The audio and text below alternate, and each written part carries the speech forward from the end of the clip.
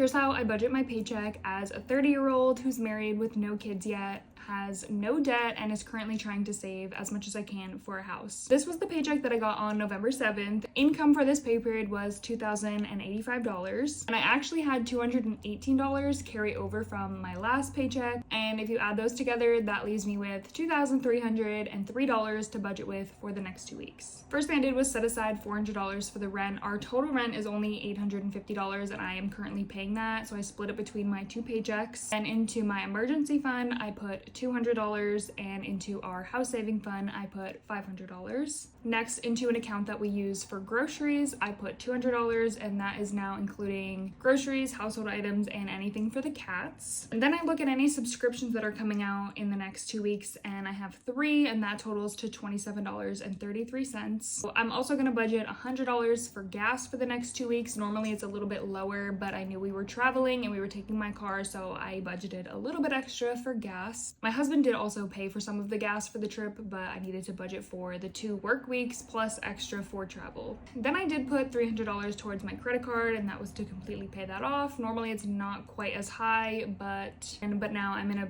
spot where I just pay it off every single paycheck or every single month, so that I'm not carrying over any balance on my credit cards.